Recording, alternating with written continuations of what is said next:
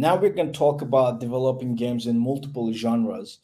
And you know, have quite a bit of experience about you know doing things in parallel and also producing multiple genres at the same time. And there are ups and downs and risks and opportunities, and we're gonna talk about all of them. For the ones who don't know who I am, I'm one of the co-founders and the CEO of Tiplay Studio, and we also run often an accelerator program with Rolik in Turkey, which is one of the most prestigious game development ecosystem in the world. So let's get started. Why, to start with, do we need to um, develop games in multiple genres? First of all, we have to know the answer really, really good, because if you don't have to, you shouldn't be doing it, because it's always a risk to trying to do something in parallel to another thing. It can defocus you. It can provide more harm than good, etc. So you have to understand why you have to create games in multiple genres. And let me give you a few examples. One example about you should actually, it's a good idea to produce multiple genres, and another example of why you should focus on one thing at a time. The first example is, let's say you are a game studio, who have a strategic partner like Ofon or Rolik or another publisher, and you release like games. You test them on market. You're producing like 2 games, 3 games a month. It's hyper casual, and at this point, you spend like a year, maybe a little more. You have experience, and you feel like you know you want to try something new, and or you have something bigger or more different in your heart that you want to achieve, and you have a good technical foundation, and also a bigger vision than you had like a few years back. If this is the case, and if your strategic partner is ready to support such a opportunity, it would be a great idea to try something new like hybrid casual or idle or arcade or even tycoon, whatever. But you have to make sure that that project is not gonna harm what already is there.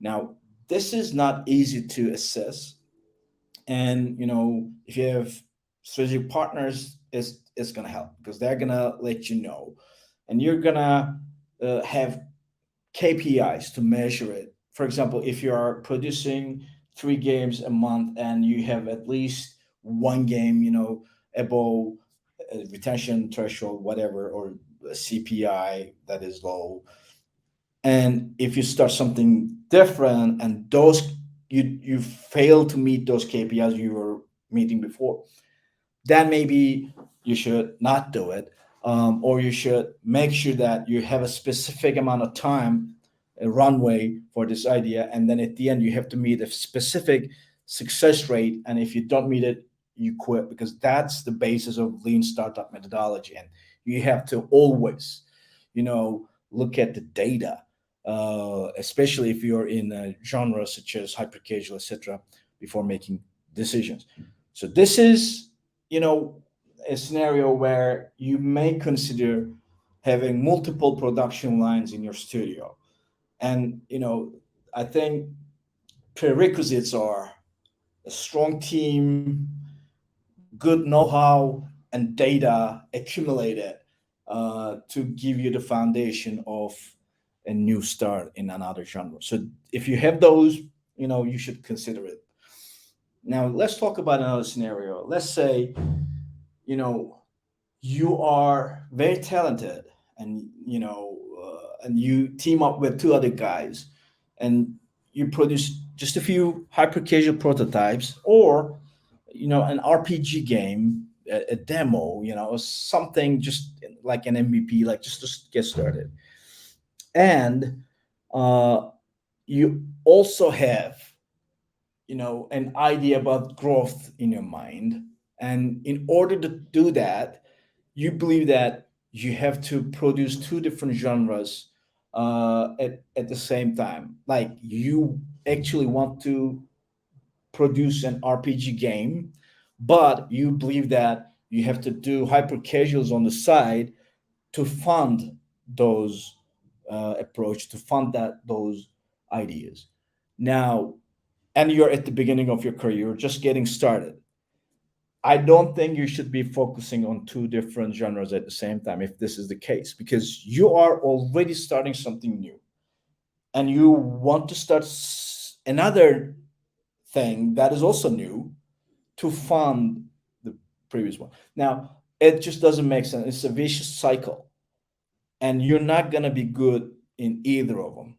That's almost guaranteed, unless you're like Superman or something, you know.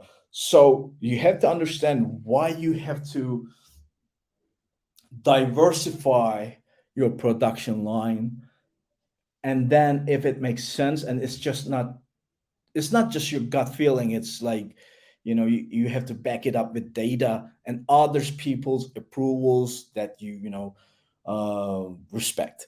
So if this is the case, then maybe you should just focus on one thing at a time, and then maybe that day is going to come, maybe 6 months from now, maybe 2 years from now, but you shouldn't hurry up. I've seen a lot of people who just are burnt out and quit because of this. They wanted to do two things at a time, and they end up with doing none of them.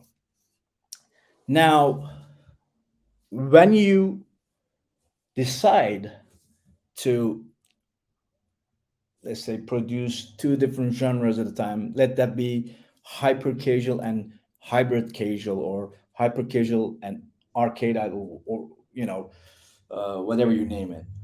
That means that you have the foundation for it, you have the infrastructure for it, you have the energy for it, you have the funds, and like the human power, etc., for it. So this is like a big decision. But let's say you made the decision, so now you have to define the main goal, and you have to make it obvious for every single one of them, every single one in your team.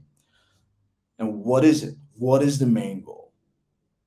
It depends on your vision, it depends on your intentions, it depends on your ideas, it depends on a lot of things. Let me give you an example. For T-Play Studio, our goal is to create a Silicon Valley, in quotes, in Denizli, or headquarters, where our headquarters is, and my hometown, and create one of the best game studios in the world. So that's our main goal. And in order to do so, we are diversifying our product line, but we are 50 people and we raise funds for it. And we have this and that, blah, blah, blah. So we back it up with data. Back it up with a solid foundation. So this is how we did it. And, we always improve things, do iterations, etc., based on the new data. So you should be doing the same thing. You have to make sure that the goal is, crystal clear for everybody. And one more important thing about the main goal, it should be measurable, guys. Let that be like $10 million, or let that be like we're going to be 100 people in 2 years, whatever that is. It should be measurable. So, if you're going on the right track, like 3 months from now, you should always keep it. OKR methodology is a great way to do it. There are other ways to do it, but I recommend OKR. You can just Google it, and you'll find a lot of resources about it. Now, what are the advantages of like multiple production lines, or producing games in different genres? The advantages are, I think, obvious. Now you have wider product surface, so that you're reaching to a bigger audience, and you may increase, depending on a lot of factors, may increase the potential of successful game launches.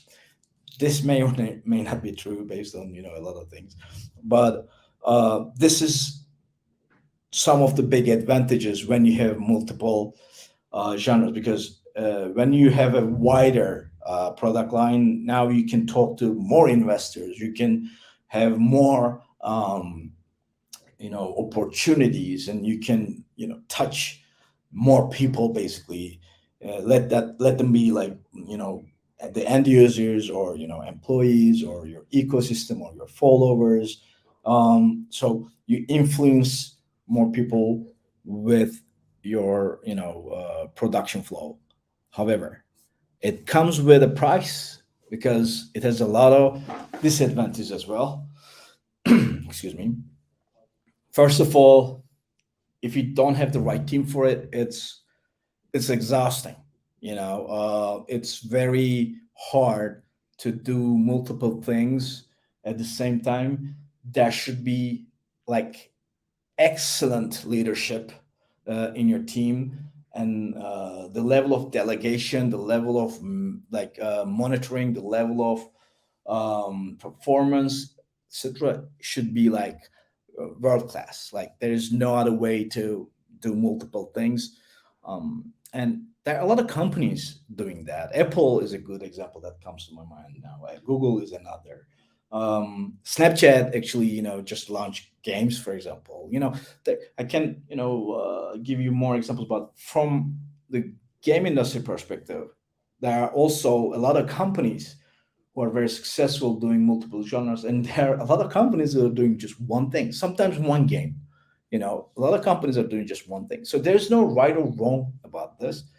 But another disadvantage is, in addition to be defocused, another disadvantage is to, you know, uh, like having it really, or let me put it this way, it's really hard to measure your success when you have multiple genres that have different production cycles, different break-even points, different KPIs, different audiences, etc., etc. So it becomes a technical problem regarding like performance monitoring, regarding company structure, regarding recruitment, regarding culture. That it affects all kinds of things. So it just makes things very sophisticated. Let me put it that way. So make sure that you know all this stuff before you make this decision. And also, um, it's not just you're gonna do another genre, but like how you're gonna keep doing it. It should be sustainable, and you have to have a system for it, which is not always easy to produce, because when you're, let's say, only doing hyper casual. I keep highlighting hyper casual because that's what we started doing, and that's what I know the best. So this is why I just keep mentioning hypercase. But there are zillion different genres, but you can just use my verse as an analogy, basically. But it is relatively easier for hyper casual developers to come up with unique methodologies or systems, or structures to release games or build games or test games, etc. For example, when it comes to ideation, you can have this and this and this technique, or when it comes to like level design, you can even you know come up with a script that just creates levels, or when it comes to templates, you can have templates in Unity to for runner games. So there's a lot of technical opportunities there to create systems. But when you have multiple genres, let's say you are doing idle games and also hyper casual, it's not like the tools are different that you need. Excuse me. Game economy now comes to the scene. It's not easy to create a good game economy. That's the whole another thing. um, Also, the art will be different. If you use the art, excuse me, that you use in hyper casual, maybe it's going to be too generic or too abstract for your audience in idle, for example. Maybe you need more cartoony stuff in idle and more abstract stuff in hyper casual. But it depends. I'm just giving examples. Sometimes the opposite might be true. But what I'm trying to say is this: like, sustainability becomes harder to achieve. And also, it's not it's not gonna be only about game production. It's gonna be about you know your team growth. Like, how are you gonna sustain the level of work in the new genre you start if you don't attract seniors, or if you don't come up with new like opportunities, if you cannot fund the new channel, because you may produce hyper casual games with juniors or mid developers, but if you're doing some RPG, now you need a storyteller. That's a whole different thing, and it is maybe more similar to film production than hyper casual. So pre-production becomes way more important, etc., etc. So creating all these systems becomes a pain in the ass. So make sure that you consider this before making that decision. So I like this meme a lot.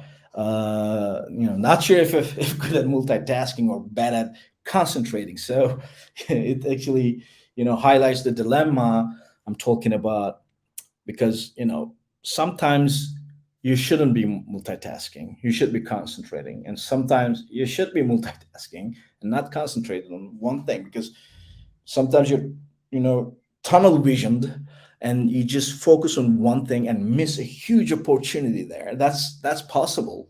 It happened before. I've seen that happening a lot, to be honest with you. But other times, you just try to do two different things and fail on both of them. So, or five different things and fail on five of them, and that's also possible. So, I almost like finish all my solo speeches this way, but guys, like, it depends on what you want to achieve. Like, this is not an easy decision, but to sum up, I would say if you're early in your career, it's always better to achieve one thing, or at least try to invade one small land, one small hill, before aiming like huge mountains. So just move one brick or stone, and then show other people. Let that be potential co-workers, let that be future employees, let that be investors, but hey, you know what, I did something, it's pretty small, but I did this. Let that be hyper casual games, let it be something else.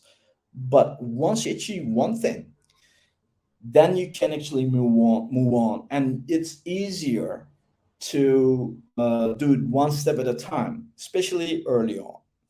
Having said that, if you believe that you are having some opportunity costs, in other words, you're missing out on the things that you don't allocate time, money, and energy on, then you should start considering finding ways to expand your production line and do multiple games, multiple genres at the same time.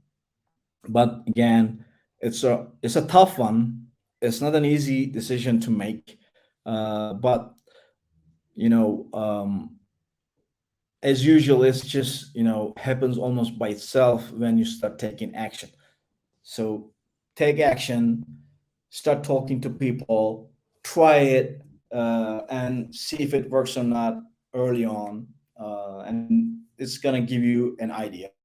Let me finish with this, and I'm gonna let Vlad to let me know the questions. To close the speech. But when I make decisions, I always consider three main things, and it works for me. Maybe it works for you. And that is, first, um, I think about my feelings. Like, does this make me feel good? Um, or does this makes me feel like anxious? This is my first criteria, like the feeling. The second one is um, logic. Like, is this logical? Is this something that I should be doing? Is this a smart decision? So logic is my second criteria. And the third one is um,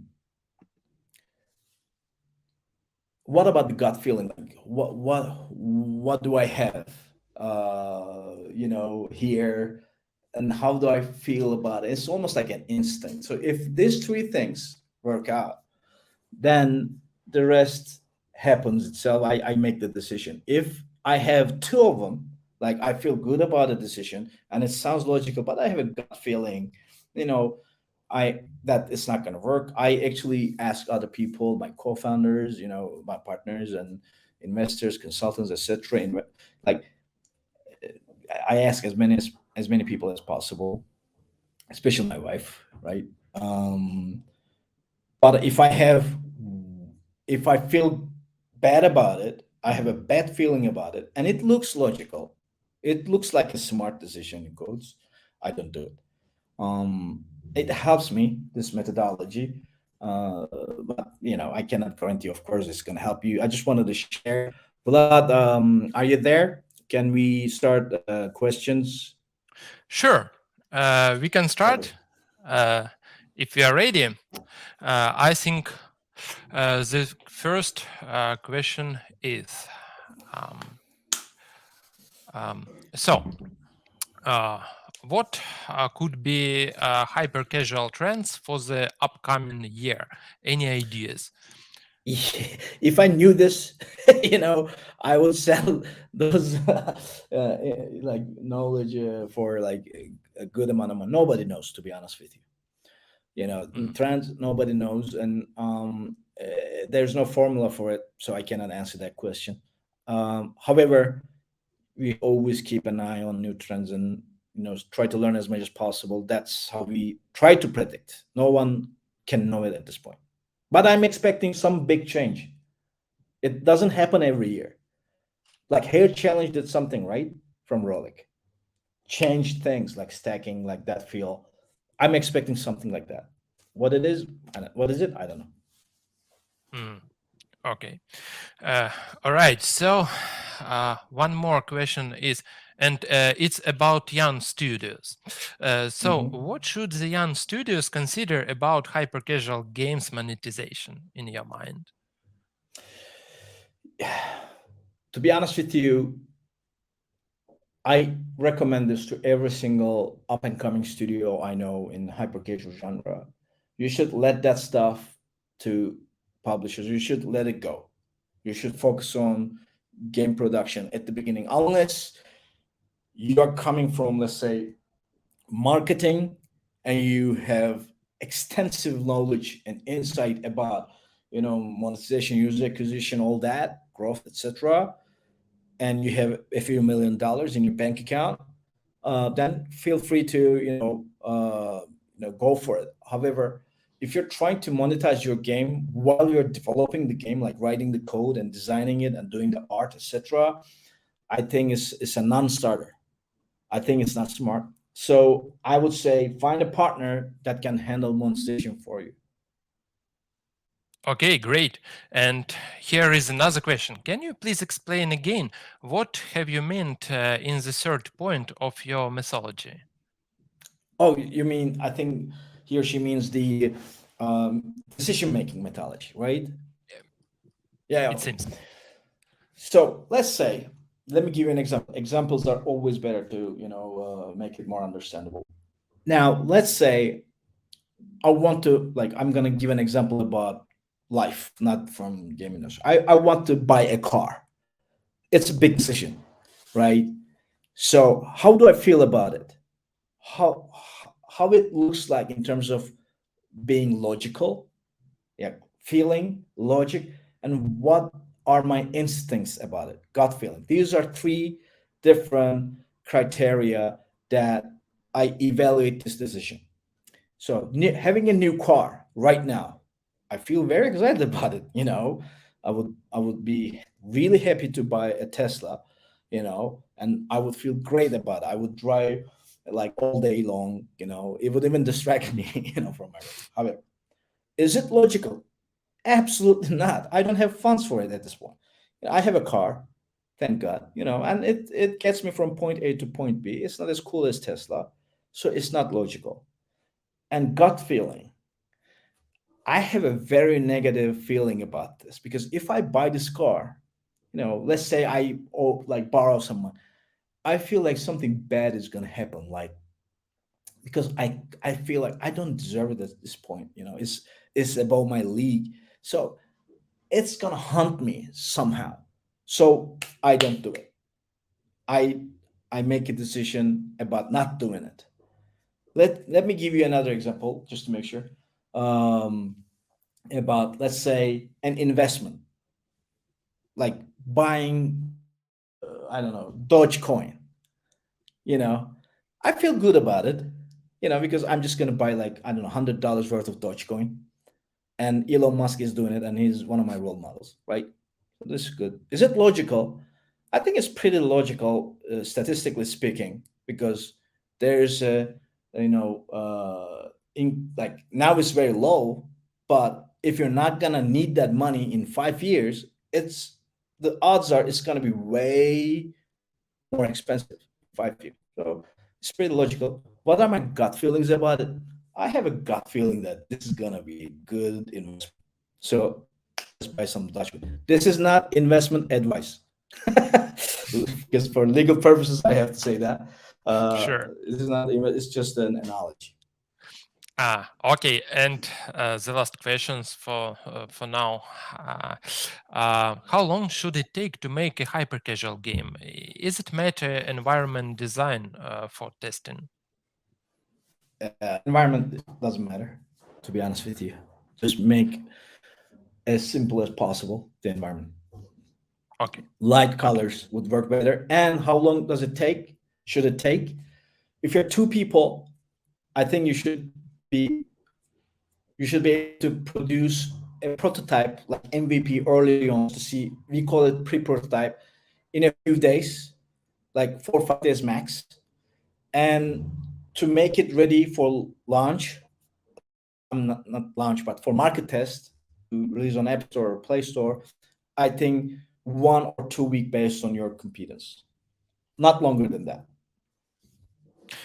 Okay. Great. And short. Thank you very much again. My And pleasure. yeah, we will continue right now. Stay with us. Awesome.